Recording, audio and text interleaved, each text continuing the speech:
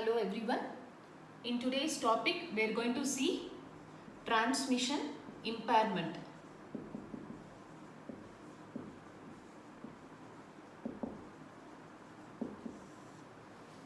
So when assume that you have a transmission medium like this.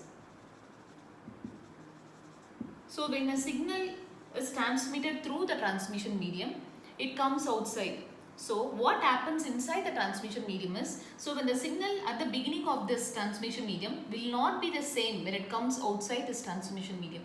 There will be some losses occurs in the form of energy when it passes through the transmission medium. This imperfection, it is nothing but your transmission impairment. So what we send is not what we received at the end of the transmission medium. This is called as transmission impairment. There are three causes of transmission impairment.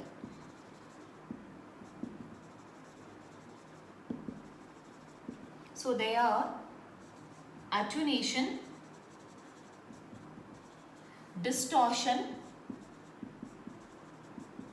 and noise. So in this topic we are going to see in detail about attenuation, distortion and noise.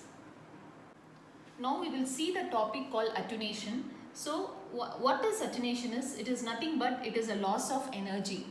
So what happens is so when we pass a signal inside the transmission medium, some of the energy will get lost and we will not get the same signal as it is when it comes outside the transmission medium. So what we are going to do is that to compensate this loss, we are going to use an amplifier. So what happens is actually when a signal is passed, so the wire will get heated and so that is why it is converted into heat energy.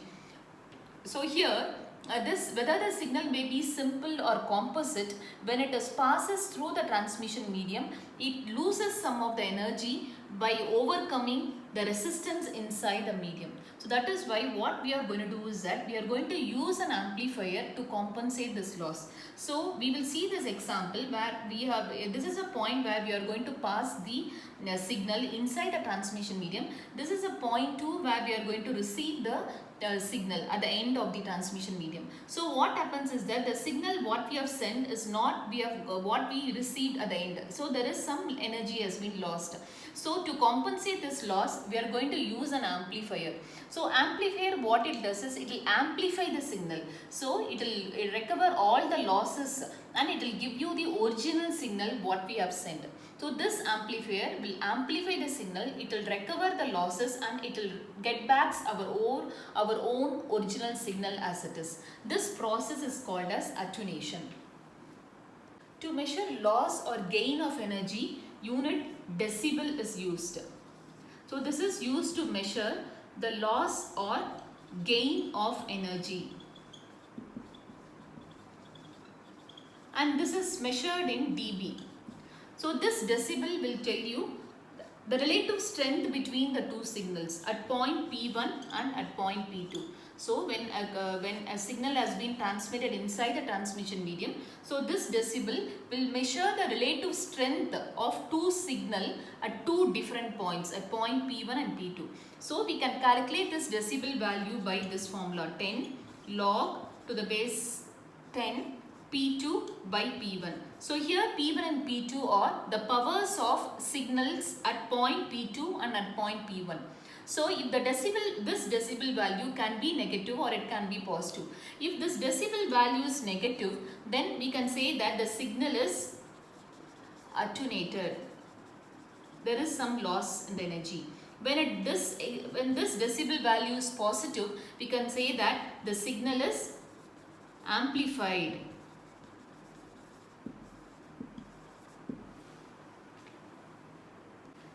We will see an example in this decibel. Suppose a signal travels through the transmission medium and its power is reduced to 1/2. So in this case, we need to find an attenuation. So we know that the formula for decibel is, that will be 10 log 10 to the base 10 P2 by P1. So here P2 is, P2 will be equal to, we can write this, P2 is, it is reduced to 1/2. It is nothing but P1 by 2. So in short, we can write 0.5 P1. So we can substitute this P2 over here, that is 0.5 P1 by P1. So P1 get cancelled, we will get 10 log to the base 10, 0.5. So the value for this is minus 0.3. So when we multiply, we will get minus 3 decibel. So this problem shows that there is a loss of 3 decibel after passing the signal through the transmission medium. This 3 decibel loss is equivalent to having 1/2 of its power. We will see one more example in this attenuation. So here in this example, a signal travels through an amplifier and its power is increased 10 times. So how will you calculate the attenuation in this case? So we know that P2 is, from this problem itself we can write like this, P2 is nothing but it is 10 times P1. So the formula offered for finding out the decibel value is, the dB will be 10 log to the base 10 P2 by P1. So here we are substituting the value for P2, that is 10 P1. P1 get cancelled, so we will get 10 log to the base 10 to the 10. So this value is nothing but 1. So we are getting the value for this decibel is 10 decibel. So the attenuation is, this 10 decibel is a gain of power. After passing the amplifier, the signal has attenuated to 10 decibel. We will see one more example in this decibel.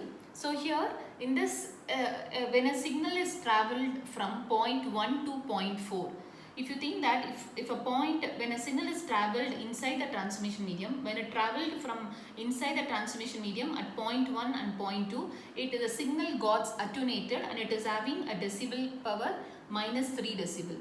When again after travelling into the transmission medium, it is passed to the amplifier, the signal gets amplified, and when it reaches P3, again it is passed to the transmission medium, again the signal gets attenuated with a decibel called minus 3 decibel. So they have given the values for this. So in this it was minus 3, and when it is passed to the amplifier it was 7 decibel. When it is passed again into the transmission medium, it was minus 3 decibel. Now we have to calculate the resultant decibel of the signal when it comes outside this point P4. So this can be calculated by adding just the numbers. So decibel will be minus 3. Here the value is 7 plus 7 minus 3. So we will get decibel value is 1. So this calculation shows that there is a gain in power. So it has gained 1 decibel. When the signal comes outside the point P4, it is having a power of 1 decibel. Sometimes decibel can also be used to calculate the power of the signal in milliwatts. So the decibel in that case, the formula will be changed to like this. Decibel in milliwatts will be equal to 10 log to the base 10 power. So we can calculate the power of the signal using the decibel.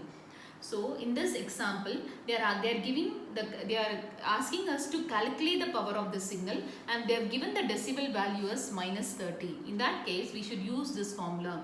Decibel in milliwatts is 10 log 10 to the base 10 power of the signal. So here decibel in milliwatts, it is given as minus 30. So minus 30 will be equal to 10 log to the base 10 pm. So this 10 will come this side. So we will get 10 log pm will be equal to minus 3. So power of the signal will be equal to 10 to the power of, when the log comes this side, it will become an exponential form, 10 to the power of minus 3 milliwatts. So the power of the signal is 10 to the power of minus 3 milliwatts if the decibel is minus 30. So we will see the last example in this decibel. So here the problem given here is, if the signal at the beginning of the cable is with 0.3 decibel per meter as a power of 2 milliwatts, what is the power of the signal at 5 kilometer? So here what happens is that they have given the power at the beginning of the transmission medium. It is having a power 2 milliwatts. So it has to travel to the transmission medium, and we need to find the power of the signal at 5 kilometers. What is the power of the signal at 5 kilometers? So for this, usually the loss of the signal, it will be measured in decibels per kilometer. So in this, there will be a loss when the signal has been transmitted inside the transmission medium. There is a loss in the cable. So that will be calculated by using this since it is traveling 5 kilometers, 5 into this power minus 0.3, that will be, we will get minus 1.5 decibel. So decibel will be, this is a formula for this, decibel is 10 log to the base 10 P2 by P1.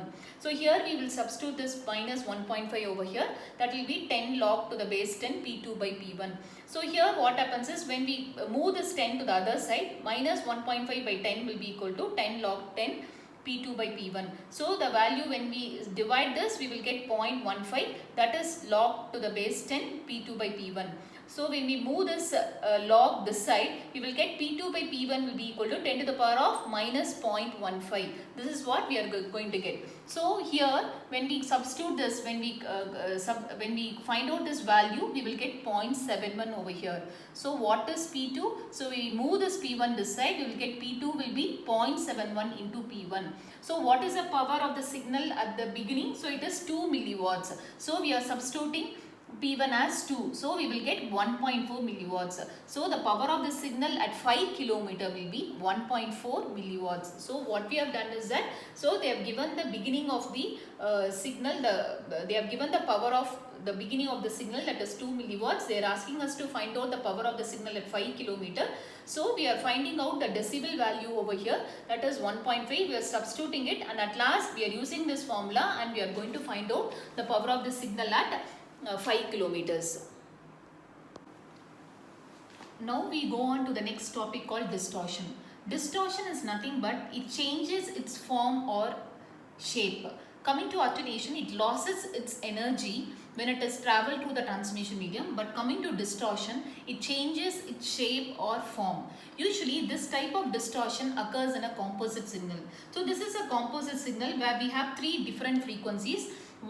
These are the components of this composite signal. So when it is transmitted at the sender, so we have 3 different frequencies like this, one having this frequency, another one having the second one frequency, third one having this type of frequency. So when it is traveled through the transmission medium, distortion occurs, it changes its shape, and also it changes its phase also. So you see that this will be the same as it is when we are going to receive the end. So here the phase has been changed, somewhat difference in phase occurs when it is passes through the transmission medium. The third set component, what happens is, here also there is some change in the phase. So it is starting from here, and this component is starting from the downwards onwards. So there is a change in phase in both the components. So a resultant composite signal will be like this. So what happens is that the signal has got changed its form, or it changes its shape. It is not the same as we have sent it in the sender. So this type of impairment is called as distortion. Now we come on to the last topic of this transmission impairment, that is noise.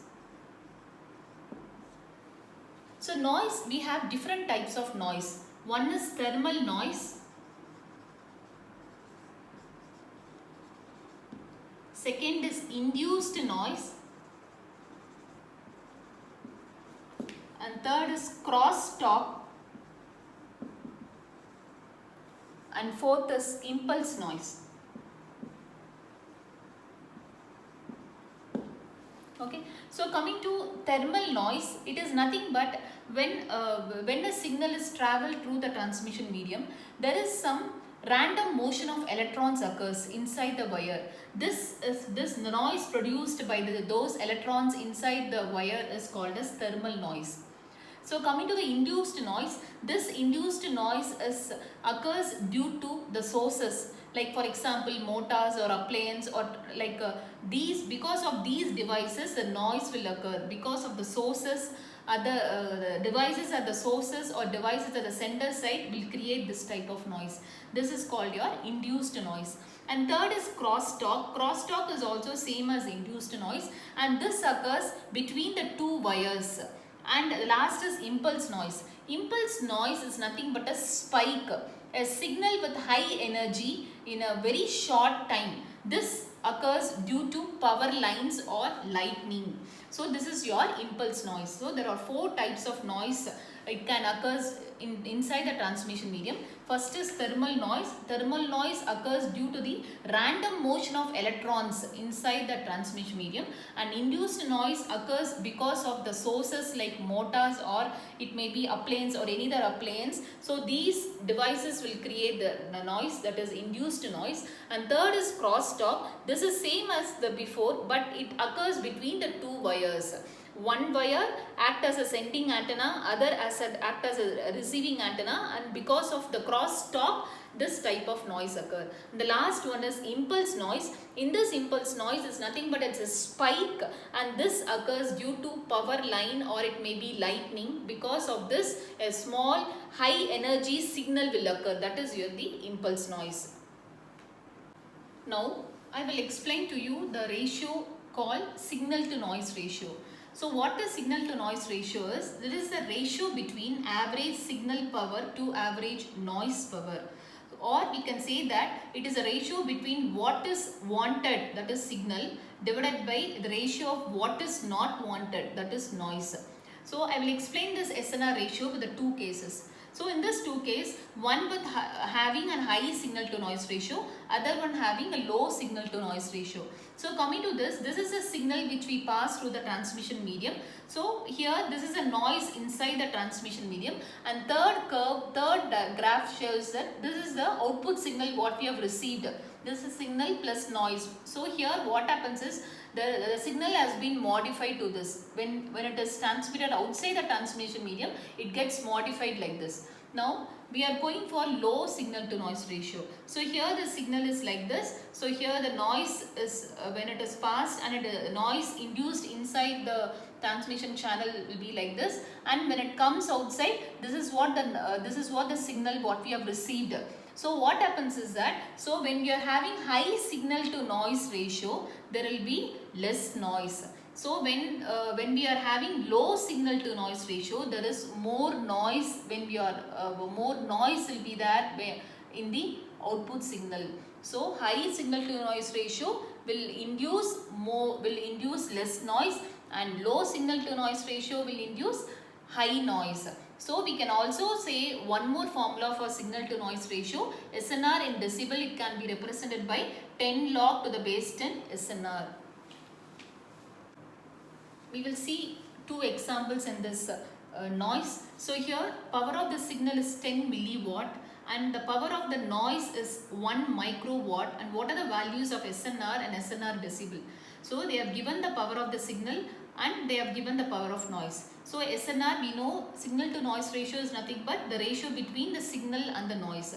So here the signal, it is in milliwatt, so we are converting into a microwatt. So we will get 10,000 microwatt divided by 1 microwatt, that will be SNR is 10,000. So we can find out SNR decibel, that is nothing but 10 log to the base 10 SNR. So we substitute this 10,000 over here, so we will get 10 log to the base 10 to the power 4. So we move this 4 to the front, so we will get 4 into 10 will be 40. Log 10 to the base 10 is 1.